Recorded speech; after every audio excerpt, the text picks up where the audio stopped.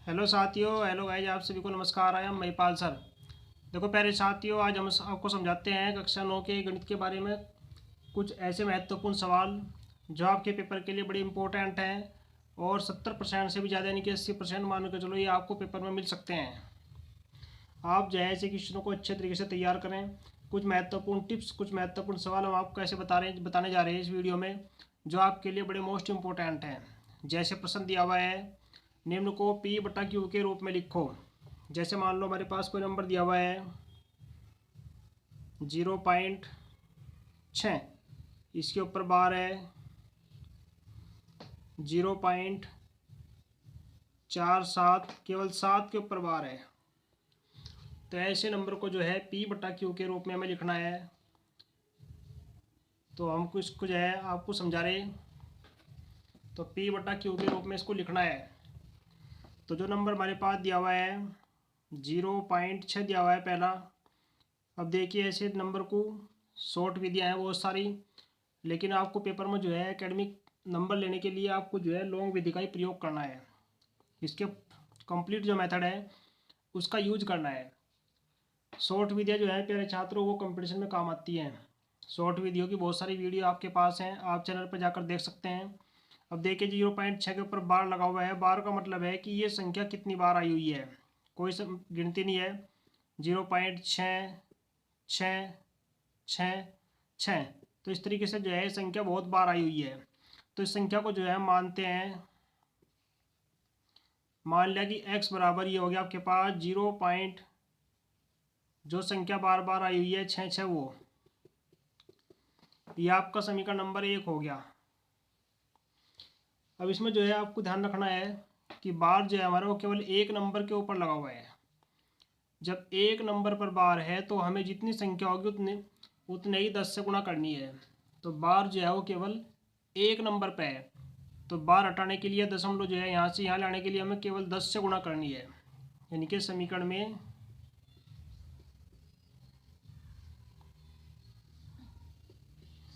10 से गुणा करने पर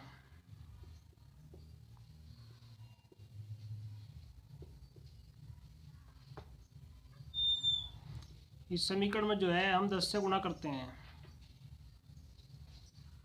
जब 10 से गुणा करेंगे तो ये हो गया हमारे पास 10x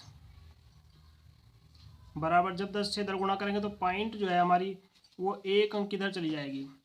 ये हो जाएगा 6.666। ये आपकी समीकरण नंबर 2 होगी। तो समीकरण 2 से समीकरण 1 सब्ट्रैक्ट करते हैं, घटाते हैं। समीकरण 2 -1 से, जब 2 से 1 घटाओगे तो ये हो गया 10x -x बराबर, जब इससे उसको घटाते हैं तो ये बचता है आपके पास 6 -0, तो ये हो गया 9x बराबर 6। तो x बराबर जो है वो हमारे पास आ गया 6/9। आप इसे काट सकते हैं, 3 दूनी 6 और 3 तिया 9। तो x का मान जो है हल करके आ गया हमारे पास 2/3। तो इस तरीके से जो परिमेय संख्या हमारे पास आई वो आई 2/3। तो इस तरीके से इस संख्या को हम p बटा क्यू के रूप में लिख सकते हैं। अब देखिए नेक्स्ट दिया हुआ है इसमें, ये फर्स्ट पार्ट था। सेकंड पार्ट इसमें दिया हुआ है 0.47। देखो इसमें जो है बार केवल 7 के ऊपर है, तो इसको लिख सकते हैं हम 0.4, केवल 7 को ही बढ़ाना हमने ऐसे। तो इसे मानते हैं हम x बराबर, माना x बराबर 0.4777। यह आपकी समीकरण नंबर 1 होगी। तो इसी तरीके से जो है, अब देखो इसमें जो है बार आपके पास एक अंक छोड़ के है, तो पहले मल्टीप्लाई, देखो पहला पॉइंट को हमें यहाँ लेना है, फिर पॉइंट को यहाँ लेके जाना है। तो सबसे पहले हम इसमें करते हैं 10 से गुणा। 10 से गुणा करने पर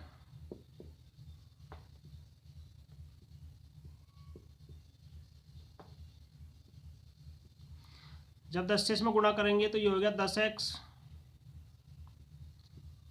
बराबर ये आ जाएगा 4.777। समीकरण नंबर 2 आ गई। अब देखिए बार हमारा जो है वो एक अंक छोड़ के है, तो जब दशमलव को हम बार से आगे लेकर जाएंगे तो हमारे पास हो गए 2 अंक।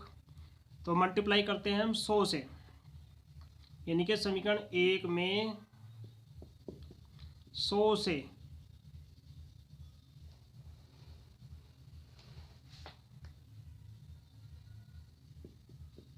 100 से गुणा करने पर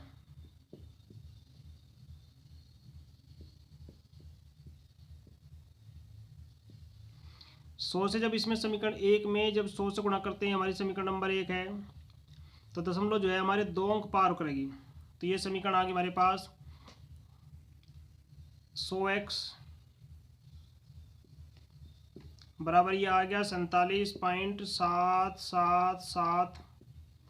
ये समीकरण नंबर हमारी 3 आ गई। अब देखिए समीकरण 3 से समीकरण 2 घटाते हैं। चलो यहाँ कर लेते हैं समीकरण 3 माइनस समीकरण 2 से, तो ये आ गया हमारे पास 100x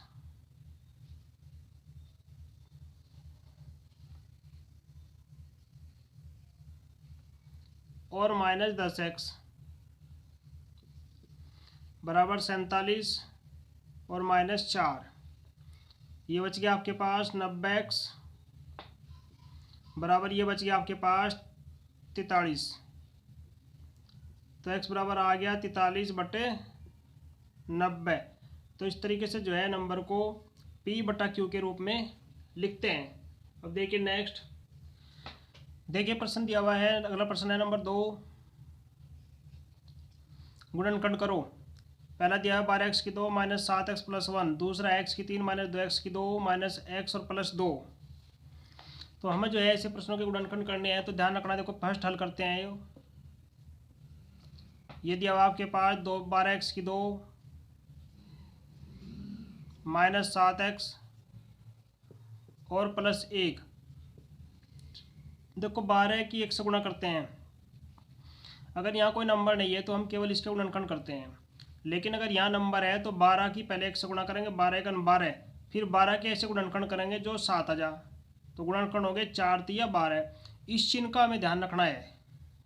अगर प्लस है तो प्लस करके 7 आवेगा, अगर ये माइनस है तो माइनस करके 7 आवेगा। तो आपको इस चिन्ह का ध्यान रखना। ये प्लस है तो गुणनखंड जो है देखो 12 के 4 तिया 12 प्लस करके 7 आवेगा। तो 7 की जगह हम लिखते हैं 4 + 3। तो ये हो गया आपके पास 12x की 2 माइनस 4 + 3 x और प्लस 1। अब ये ब्रैकेट खोलते हैं, x किस में अंदर गुणा करते हैं, तो ये आ गया 12x की 2 माइनस 4x, और इस माइनस से ये साइन हमारा चेंज हो जाएगा, प्लस माइनस होगा माइनस का 3x और प्लस 1। अब देखो दोनों में से कॉमन आ गया हमारे पास, 4x कॉमन ले लिया, तो ये बच गया 4 × 12 3x और माइनस 1।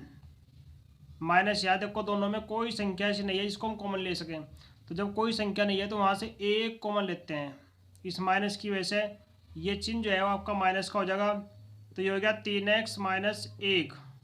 तो इस तरीके से जो है ये दोनों के दोनों ब्रैकेट जो है आपके बिल्कुल सेम हो गए। अब दोनों ब्रैकेटों में से हम एक पद कॉमन ले सकते हैं, 3x - 1, और ये बच गया आपके पास 4x और माइनस 1। तो इस तरीके से जो है आप ऐसे प्रश्नों के गुणनखंड करते हैं। अब देखो इसका सेकंड पार्ट दिया हुआ है। सेकंड में दिया हुआ है x की घात 3 माइनस 2x की 2 और माइनस x और प्लस 2। देखो ये प्रश्न जो है शेषफल प्रमेय का प्रश्न दिया हुआ है, जिसकी 3 घात होती है, उसके 3 ही गुणनखंड आते हैं। तो ऐसे ऐसे प्रश्नों को आप विशेष तौर से ध्यान रखना। शेषफल प्रमेय के प्रश्नों में जो है इसके इस प्रश्न के तो 2 तरीके हो जाएंगे, लेकिन उसका एक ही तरीका होता है कि जो लास्ट की संख्या इसके ऐसे फैक्टर करो जिससे इसका मान पूरे का मान 0 हो जा, इसका शेषफल 0 हो जा। तो जिससे इसका शेषफल 0 हो जा वही इसका एक फैक्टर है, वही इसका एक गुणनखंड है। लेकिन ये प्रश्न दिया हुआ है प्यारे छात्रों, आप इसको ध्यान से देख सकते हैं कि इस प्रश्न में जो है अगर हम दो दो के जोड़े बनाकर कॉमन लें तो दोनों पद हमारे सेम हो जाएंगे। देखो ये हमने जो है इसमें से x की पावर 2 कॉमन लिया तो ये बच गया हमारे पास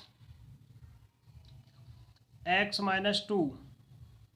इसी प्रकार से अगर हम यहाँ से 1 कॉमन लेते हैं तो ये बच गया हमारे पास x माइनस 2। अब देखो दोनों ब्रैकेट हमारे सेम हो गए तो ये बच गया हमारे पास x माइनस 2 कॉमन ले लिया बाहर, और ये बच गया हमारे पास x की 2 माइनस ये 1 कॉमन है 1। अब इसके आप इतने हिस्से को देखिए, ये जो दिया हुआ है x की 2 माइनस 1, देखो ये हमारा जो धातु है x माइनस 2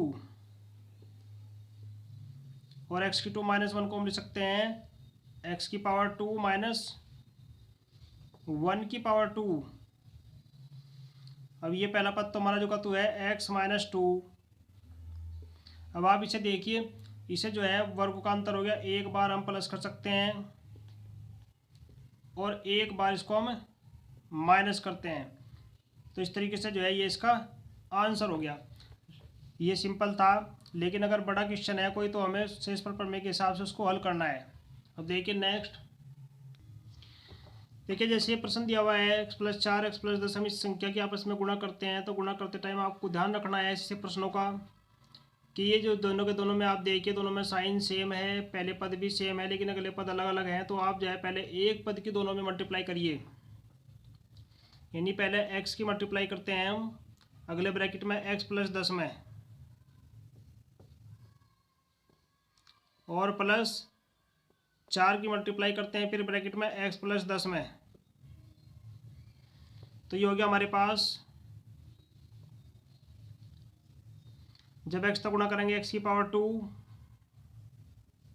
प्लस ये हो गया 10x और प्लस 4x और प्लस 40, तो ये हो गया x की पावर 2, 10 प्लस का 4 प्लस का हो गया 14x और प्लस 40। तो इस तरीके से जो है इसकी मल्टीप्लाई करते हैं। अब देखिए नेक्स्ट क्वेश्चन दिया हुआ है, ये केवल हम आपको वे क्वेश्चन समझा रहे हैं जो बड़े ही महत्वपूर्ण सवाल हैं। उस त्रिभुज का क्षेत्रफल ज्ञात कीजिए। देखिए जैसे प्रश्न दिया हुआ है, उस त्रिभुज का क्षेत्रफल ज्ञात करो जिसकी दो भुजाएं 18 सेमी और 10 सेमी है और उसका परिमाप 42 सेमी है। तो हमें जो है ऐसे त्रिभुज का क्षेत्रफल ज्ञात करना जिसकी दो भुजाएं दी हुई है और उसका परिमाप दिया हुआ है। परिमाप होता है तीनों भुजाओं का योग। तो देखो स्टार्ट करते हैं, दो भुजाएं दे रखी है, एक भुजा ए मान लिए दिया हुआ है 18 सेमी और दूसरी भुजा बी बराबर दिया हुआ है 10 सेमी, दो भुजा दी हुई है और परिमाप दिया हुआ है इसका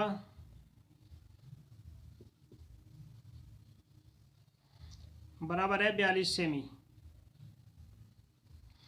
अब देखो दो भुजाएं हैं, परिमाप का मतलब होता है तीनों भुजाओं का योग, यानी कि ये हो गया a प्लस बी और तीसरी भुजा मानते हैं c बराबर दिया हुआ है 42, a का मान 18 प्लस b का मान 10 प्लस c का मान ज्ञात कर लो बराबर 42, 18 10 हो गया 28 प्लस c बराबर 42, तो c बराबर आपका निकल गया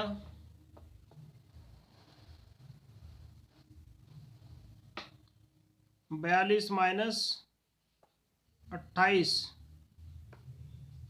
तो ये बच गया आपके पास 12 में से 8 गया 4, 3 में 2 गया 1, 14 सेमी बच गया।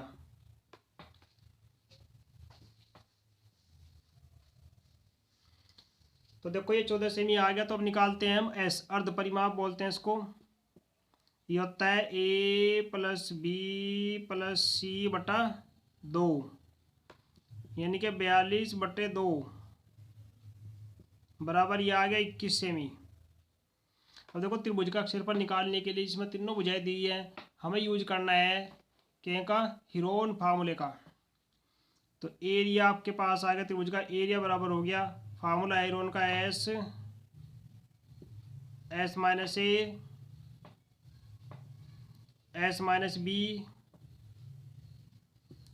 और एस माइनस सी, इस पूरे पद का अंडर रूट। तो इस प्रकार से ये ए बराबर आ गया, रखो मान देखो एस का मान हमारे पास है 21,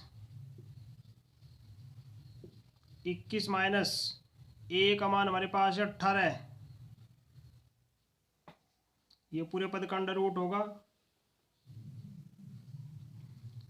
और 21 माइनस बी का मान हमारे पास है 10, और 21 माइनस सी का मान हमारे पास है आज 14। अब देखो इन सब के मान आगे, अब इनकी वैल्यू रखते हैं। देखो घटा दो 21 गुणा 21 में तो 18 गया, बच गया आपके पास 3 गुणा ये बच गया आपके पास 11, और गुणा ये बच गया 11 मतलब 4 गया आपके पास 7।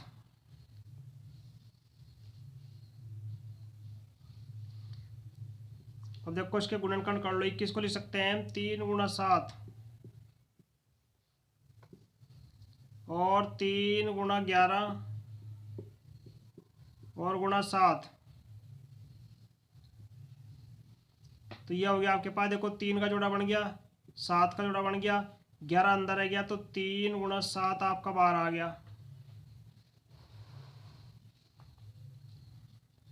और अंडर रूट में आपका रह गया 11।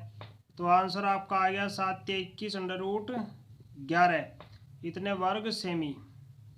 तो आपने जो है इस तरीके से प्रश्न को हल करना है। देखिए नेक्स्ट, देखिए ये प्रश्न चलता है, एक कमरे की लंबाई चौड़ाई ऊंचाई दे रखी क्रम से, ये ऊंचाई है, लंबाई चौड़ाई ऊंचाई दे रखी 5 मीटर, 4 मीटर, 3 मीटर, 7 रुपये 50 पैसे प्रति वर्ग मीटर से दीवारों व छत पर सफ़ेदी कराने का खर्च ज्ञात करो। देखो ये कमरा जो है जिसकी लंबाई चौड़ाई ऊंचाई दी हुई है, ये कमरा घनाभ के आकार का है, तो हमें निकालना है कमरे की चारों दीवारों और छत का क्षेत्रफल। देखो एल बराबर दिया हुआ है आपके पास 5 मीटर, लंबाई चौड़ाई बी बराबर है 4 मीटर, और ऊंचाई एच बराबर है 3 मीटर। सफ़ेदी कराने का खर्च निकालना है इनके दीवारों व छत पर।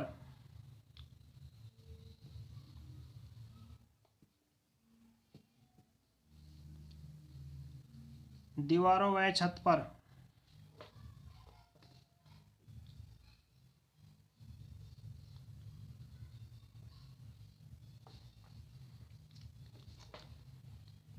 हम निकालते हैं दीवारों व छत का क्षेत्रफल।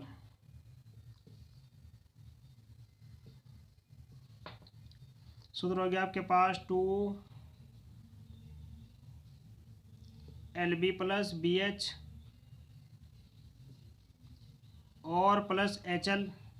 देखो ये जो फार्मूला दिया हुआ है ये चारों दीवारों का है, छत का है, फर्श का है, पूरे का मिलाने के बाद है। तो हमें जो है छत का निकालना है, केवल फर्श का नहीं निकालना है। तो फर्श वाला जो है इसमें से आप घटा देंगे, L 20 में से हमने घटा दिया। तो इस तरीके से जो है इसका मान निकालते हैं। अब देखो सबकी वैल्यू रखते हैं 2, L का मान है 5 गुणा B का मान है 4 प्लस B का मान 4 गुणा H का मान 3 प्लस H का मान 3 और गुणा L का मान 5, और माइनस करते हैं LB यानी कि 5 गुणा 4। तो ये हो गया आपके पास 2 5 चौक 20 प्लस 4 तिया 12 और प्लस 5 तिया 15 और माइनस 5 चौक 20। तो ये हो गया 2 गुणा देखो 20 और 10 30 और 2 32 और 15, ये हो गया 47 और माइनस 20। तो ये हो गया आपके पास 2 7 14 2 चौक 8 1 9 94 माइनस 20। तो एरिया जो आ गया वो आ गया 84। 84 वर्ग मीटर। ये जो है उसकी कमरों का, और 84 नहीं, सॉरी छात्रों, ये 74 बच गया, 9 मत 2 गया 7। 74 वर्ग मीटर जो है उसी कमरे की दीवारों का और छत का क्षेत्रफल आ गया। अब ये खर्च है 7 रुपये 50 पैसे, इतने रुपए प्रति वर्ग मीटर से सफेदी का खर्च।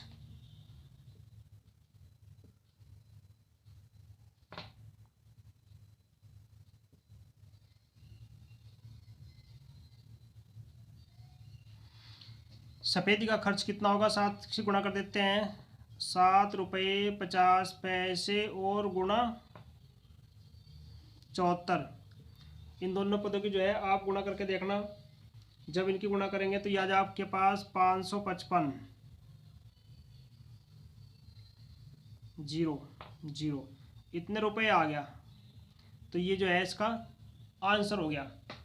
तो इस तरीके से जो है हम इन प्रश्नों को हल करते हैं। अब देखिए नेक्स्ट क्वेश्चन दिया हुआ है, ऊंचाई 14 सेमी वाले एक लंबवृत्तीय बेलन का वक्रपृष्ठ दिया हुआ है 88 वर्ग सेमी।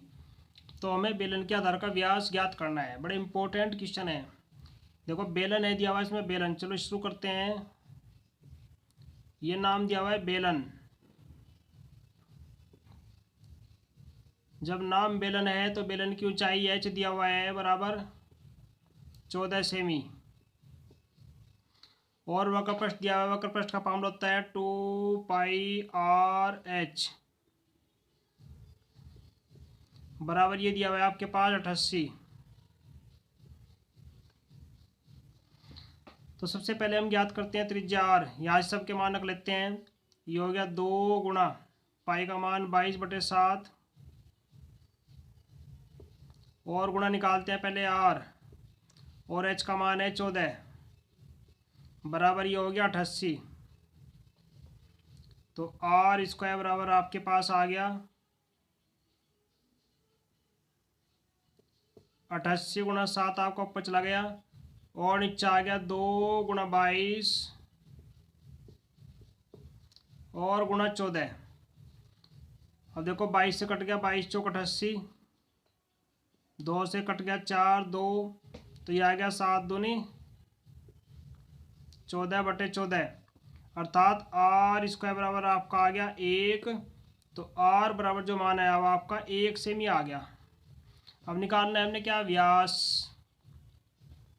और व्यास जो होता है वो हमेशा त्रिज्या का दुगुना होता है, यानी कि 2 गुणा 1 बराबर ये आ गया 2 सेमी। तो इस तरीके से जो है इसका व्यास निकालते हैं। अब देखिए अब नेक्स्ट क्वेश्चन दिया हुआ है, एक शंकु के आधार का व्यास 10.5 सेमी है और इसकी तिर्यक ऊंचाई दे रखी 14 सेमी। तो इसका वक्रपृष्ठ ज्ञात कीजिए। देखो ये शंकु दिया हुआ है, चलो स्टार्ट करते हैं। शंकु दिया हुआ है, हमें निकालना है शंकु का वक्रपृष्ठ।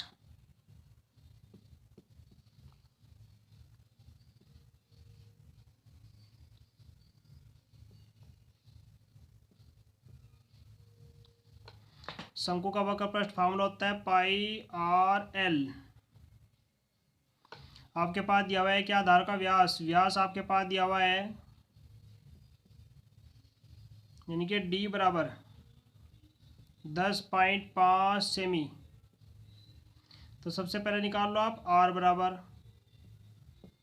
10.5/2 सेमी, और तिर्यक ऊंचाई दे रखी, तिर्यक ऊंचाई बोलते हैं l बराबर दिया हुआ है 14 सेमी। अब देखो वक्रपृष्ठ निकालना आपके लिए आसान हो गया, क्योंकि सभी मान इसमें दिए हुए हैं। तो वक्रपृष्ठ बराबर हो गया पाई का मान 22/7 गुणा r का मान है 10.5/2 और गुणा l का मान है 14। अब देखो काट दो, 2 से कट गया 14, 7 आ गया, 7 से आपका 7 कट गया। अब 22 की इससे मल्टीप्लाई करनी, देखो 22 पंजे 110, और 22 एकन 22 और 1 23। चलो इधर गुणा करके देखते हैं, सी मल्टीप्लाई करते हैं, यानी कि आ गया 10.5 की 22 से गुणा करते हैं। देखो गुणा करके आ गया 2 पंजे 10, 2 एकन 2, 2 पंजे 10, 2 एकन 2, 0 1 3 2, तो यह आ गया आपके पास 2 3 1 0, 1 के बाद आपकी पॉइंट लग गई, तो यह आ गया 231 वर्ग सेमी। तो इस तरीके से जो है आप इनको हल करते हैं। अब देखिए नेक्स्ट, देखो ये दिया हुआ है आपके पास व्यास 10.5 सेमी व्यास वाले अर्धगोलाकार कटोरे में कितने लीटर दूध आ सकता है। देखो ये अर्धगोलाकार कटोरा है, व्यास है 10.5 सेमी। देखो व्यास दिया हुआ है डी बराबर 10.5 सेमी, तो कितना इसकी आर हमारे पास आ गई, इसकी आधी 10.5/2 सेमी। तो हमें जो है हमें निकालना है कि इस गोले में कितना दूध आ सकता है। तो ये भाग करने के बाद में ये आ गया 2 पंजे 10, 2 दूनी 4, 2 पंजे 10, इतने सेमी आ गया। तो सबसे पहले निकालते हैं तो गोलाकार कटोरे का आयतन।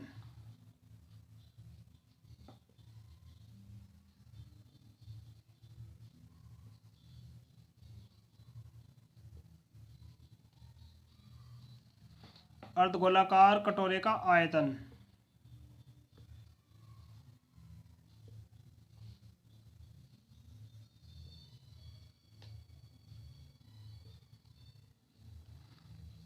अब ये अर्धगोलाकार है तो आधे गोले का होता है आधा 2/3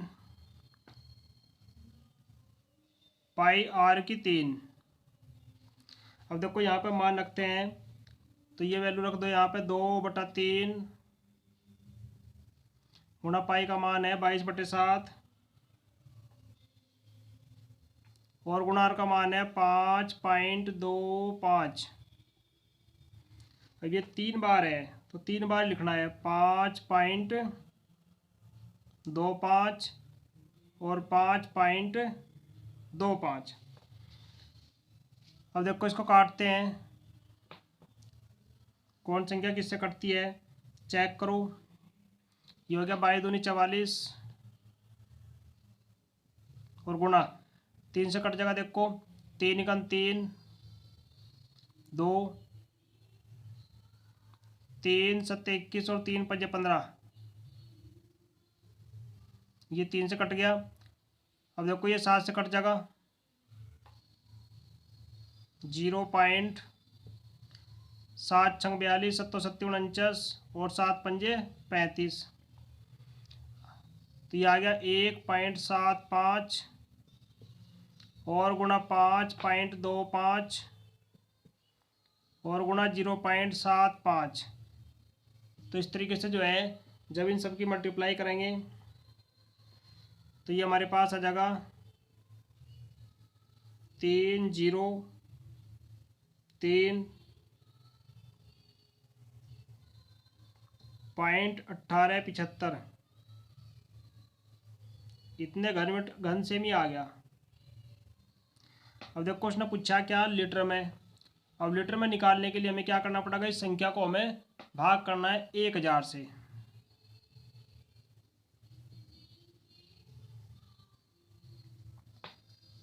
तो इसे 1000 से भाग करते हैं। अब जो है ये संख्या हमारी लीटर में आ गई, तो भाग करने के बाद में ये आ गया 0.303, इतने लीटर के लगभग आ गए हो।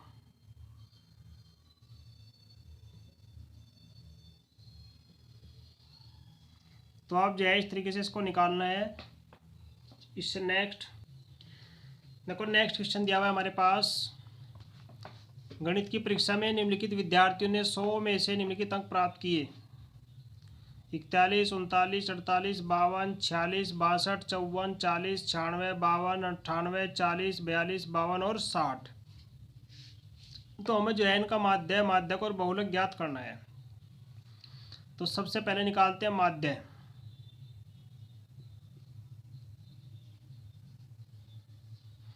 देखो माध्य में क्या होता है, माध्य का सीधा ही फार्मूला है कि जितने पद दिए हुए हैं उन सब का योग और बटे उनकी संख्या, यानी कि पदों का योग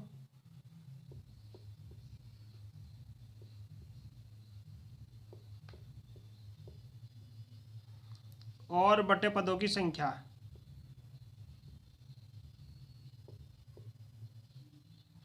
तो सबसे पहले जो है हम इनका पदों का योग लिखते हैं। देखो ये आ गया पदों का योग, 41 प्लस 39 प्लस 48 और प्लस 52 46 62 54 40 96 प्लस 52 और प्लस 98 प्लस 40 प्लस 42 और प्लस 52 और प्लस 60।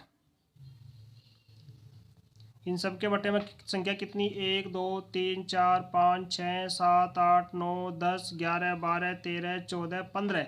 संख्या हमारी है 15। तो 15 से इसको भाग करते हैं, यानी कि पदों का योग बटे पदों की संख्या। अब देखिए इन सभी पदों को जोड़ते हैं, तो इन सब पदों को जोड़ने के बाद में हमारी संख्या जो आती है वो आती है 822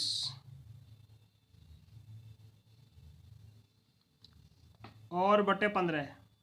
इन सबको आप जोड़ के देखिए, ये संख्या सारी की सारी जोड़ने के बाद में जो 822 आती है बटे 15, 15 से जो है 822 को भाग करो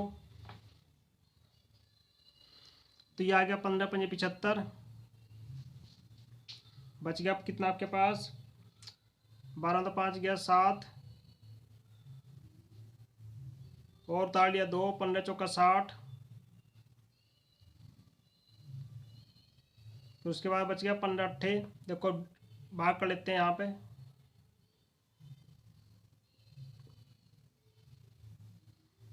15 पंजे 75, 7 2, 15 चौका 60, 12 पॉइंट देगा 0, 15 अट्ठे 120। तो 54.8 इसका जो है वो आ गया माध्य। अब निकालते हैं माध्यक। देखो माध्यक निकालने के लिए सबसे पहले जो है मुझे पद हमारे पास दिए हुए हैं, हम इन पदों का लिखते हैं आरोही क्रम, क्योंकि माध्यक ज्ञात करने के लिए हमें लिखना पड़ेगा इन सबका आरोही क्रम।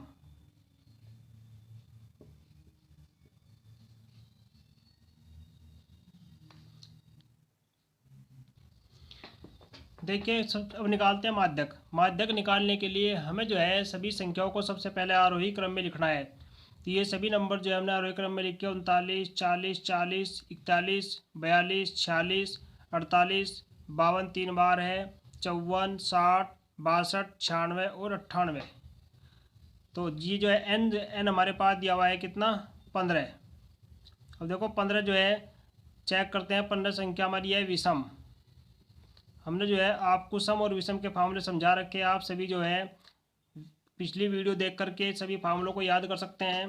आप चैनल की प्ले लिस्ट में जाइए और वहाँ से अपने मनपसंद फार्मूलों को याद कीजिए, मन माफिक वीडियो देख करके अपने एक्सरसाइज को पक्की कीजिए। अब देखिए n बराबर 15 विषम है, तो माध्यक निकालने के लिए हमें जो है विषम का ही सूत्र यहाँ पर लगाना है। तो माध्यक हमारे पास हो गया n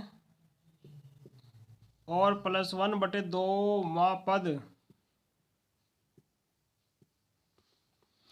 तो n का मान हमारे पास आ गया कितना, 15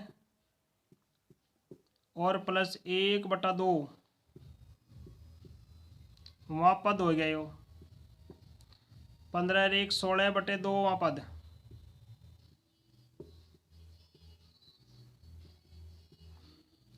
तो इस तरीके से जो है ये आपका आ गया कौन सा, 8वां पद आ गया।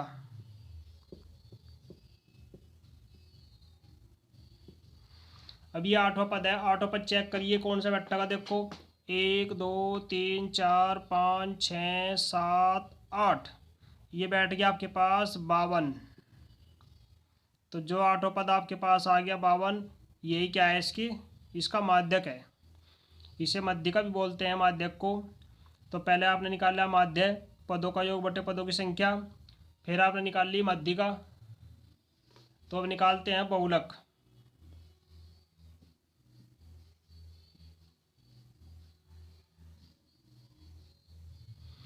तो बहुलक जो है कितना होगा, बहुलक बहुलक जो है जो संख्या सबसे ज़्यादा बार आई हुई है वही उस संख्या का उस पदों का बहुलक होता है। जैसे हमारे पास नंबर दिए हुए हैं तो इन सभी नंबरों में हम चेक करते हैं कि सबसे ज़्यादा बार हमारी कौन सी संख्या आई हुई है। तो चेक करो, देखो 39 40 2 बार है, 42 46, 52 3 बार है, 54 60 62 96। तो 52 जो नंबर है इसमें ये नंबर आपका सबसे ज़्यादा बार है। तो इसलिए 52 जो है वो क्या हो गया, इस पद का बहुलक हो गया। तो इस तरीके से जो है प्यारे छात्रों आप जो है इन सभी को तैयार करें। देखो माध्यक निकालने के लिए हम आपको अगला फार्मूला बताते हैं। इसे ही माध्यक निकालने के लिए हमारे पास जो है दो फार्मूले हैं, याद रखना। एक फार्मूला तो है सम का और एक फार्मूला है विषम का। सम और विषम, तो अगर मान लो हमारे पास पदों की संख्या सम है तो सम का फार्मूला हम क्या लगाते हैं, अगर सम है तो माध्यक आपका होगा n/2वां पद और प्लस n/2 + 1 वां पद और बटे पूरे का होता है 2। ये फार्मूला आपका तब लगना जब पद क्या है, सम है। अगर मान लो पदों की संख्या आपके पास विषम है,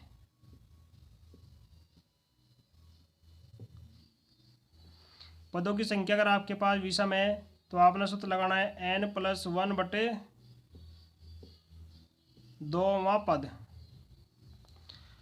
अब जो है यहाँ से आपके पास एक छोटा सा प्रश्न आता है कि n+1/2वां पद, ये जो पद आपके पास है और ये पद आपके पास है, इन दोनों पदों में क्या डिफरेंस है। तो आपको जो है इन पदों में डिफरेंस का ध्यान रखना है।